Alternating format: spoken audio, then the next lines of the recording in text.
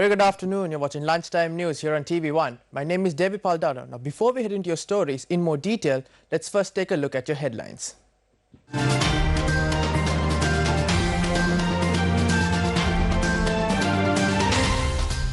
Foreign Minister Tilak Marapana meets US Secretary of State Mike Pompeo. Government issues media release containing details about the laws against spreading rumors and creating public disorder. 2 members of the National Tawhid Jamaat arrested in Horo Patana. Heavy showers expected in the island in the next few days.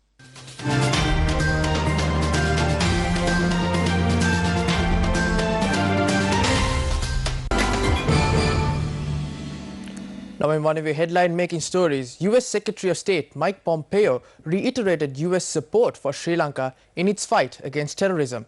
He made the statement when the Sri Lankan Foreign Minister Tilak Marapana met the US State Secretary in New York. Issuing a media release, the US Embassy in Colombo says the Secretary reiterated the United States' condemnation of the attacks that Sri Lanka suffered last month. The release further states, Foreign Minister Marapana noted appreciation for US support in the aftermath of the bombings and conveyed Sri Lanka's interest in deepening cooperation to prevent future attacks. Secretary Pompeo also welcomed Sri Lanka's renewed commitments to accountability, justice and reconciliation. Up next is Crime Watch. 1 person has been killed and 2 others injured following a shooting incident in Beralihela in Lunugambera last night. Police said the incident was a result of an escalated argument between the victim and a group during a party organized by the victim in Beralihela. The group left the party following a brawl and returned to carry out the shooting. The deceased was a 27-year-old resident of Kudagamma, Nathissa Maharama. The 28 and 39 years old injured, who are residents of Lunugambera and Pannegamuwa, were admitted to the Debravawa hospital and were transferred to Hambantota hospital for further treatment. Police have commenced investigations to apprehend the suspects. Meanwhile, an individual was stabbed to death using a sharp weapon in Madapatha Piliyandala. Police said the incident was a result of an escalated argument. The victim was a 40-year-old resident of Madapatha. Police further noted the suspect had fled the area and currently have commenced an operation to apprehend the suspect. Now, the Government Medical Officers Association expressed the following views during a media briefing in Colombo yesterday about the controversial Batiklo campus. Information has come to light that preparations are being made to set up a medical faculty at the controversial Batikolo campus without even submitting an application to the Sri Lanka Medical Council based on personal agendas. A special investigation needs to take place regarding this. We would like to reassure that we, the GMOA, will not let any institutions that do not comply with the minimum standards of the Sri Lanka Medical Council. We will not let them do this by using the political influence of Governor Hizbullah. This should be regulated by the government. That is the stance of the GMOA.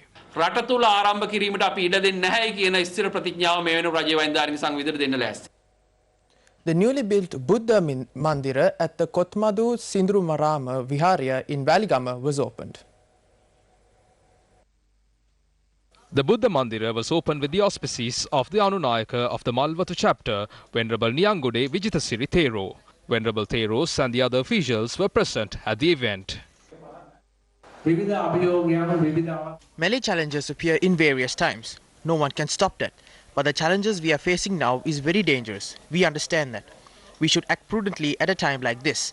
This is something that arises from within the Islam devotees among us. But not all of them are connected to this. We should protect our duty as the public. I advise the youth not to be aggressive. We will have no result in hurting or discriminating the Muslims living among us. We should realize this fact and act intelligently. An event was held yesterday under the patronage of Deputy Minister of Industry and Commerce Buddhika Patrana. The event focused on informing the public about arts and craft. Residents of the area and many state officials were present at the event.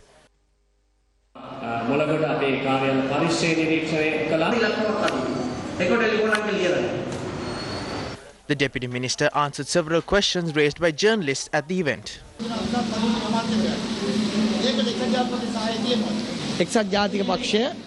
The UNP is to meet up next week. Once the UNP is convened, we will present our stance on the no confidence motion to the nation. More details on the no confidence motion and what is containing will be released to the public in a few hours. You will be able to get a clear idea where the UNP stands before this no confidence motion. The public awareness program carried out by Gammadda in saving lives and property from floods which may arise in the future took place today in Mandira. The event commenced at the Akurasa Divisional Secretariat at 9 this morning. Practical exercises were also conducted in line with the awareness programs. The program is jointly organized by Gammadda and Asia Pacific Alliance for Disaster Management and is assisted by the Disaster Management Centre, Sri Lanka Police, Sri Lanka Army and several other state institutions. Several officials from the Capital Maharaja Organisation Limited called on the Mahanayakas and Malvatus and Askeri chapters today. Group Director of the Capital Maharaja Organisation Limited, Shivan Daniel, and Director General Manager of Newsfirst, Yasrat Kamal Siri, were among those present. The delegation first visited the Mahanayaka of the Mallatu chapter, the Most Venerable Tibbatuave Sri Sumangala Thera, and presented the progress report on the third phase of the Gammadda projects. The delegation thereafter called on the Mahanayaka of the Askeri chapter, the Most Venerable Varakagura Jnanaratna Thera, and presented the report as well. Professor Tilak Mandira of the University of Peradeniya, who works closely with Gammadda, was present at this event.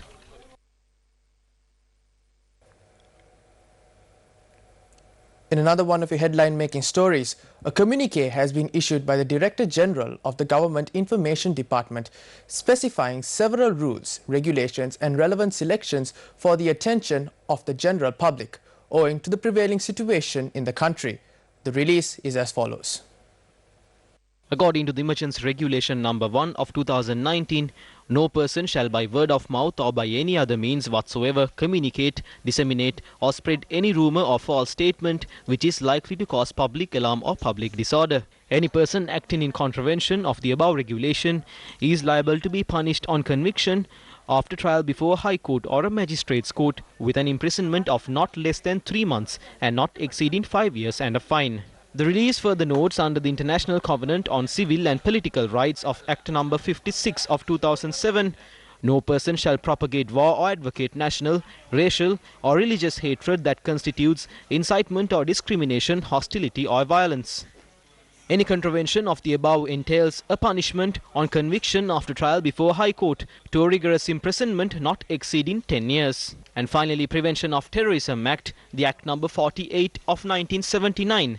Any person who by words either spoken or intended to be read or by signs or by visible representations or otherwise intends to cause commissions of act of violence or religious, racial or communal disharmony or feeling of ill will or hostility between different communities or racial or religious groups shall be guilty of an offence and on conviction after trial before High Court be liable to a term of imprisonment not less than 5 years and not exceeding 20 years. Hence the public are informed that any act which tantamounts to an offences as stated above would result in the perpetrators being prosecuted.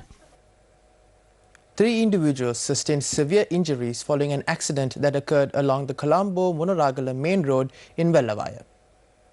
The accident occurred when a 3-wheeler travelling from Vellavaya to Thanamalvilla collided face first with a lorry travelling in the opposite direction. Our correspondent said the injured were admitted to the Vellavaya base hospital and were transferred to the Munaragala district hospital. The injured are residents of Viharayaya. Now, issuing a weather advisory, the Meteorological Department notes that there is an enhancement of showery conditions, particularly in the southwestern part of the island in the coming days. The Met Department notes that showers or thundershowers will occur at several places in western, Sabaragamuwa, central and northwestern provinces and in Galle and Matara districts. Showers or thundershowers will occur at several places in Nuwa, eastern provinces and in Polonnaruwa, Hambantota and Mullaitivu districts after 2 p.m. Fairly heavy falls about 100 millimeters can be expected at some places in western, Sabaragamuwa and Nuwa provinces and in Galle and Matara districts.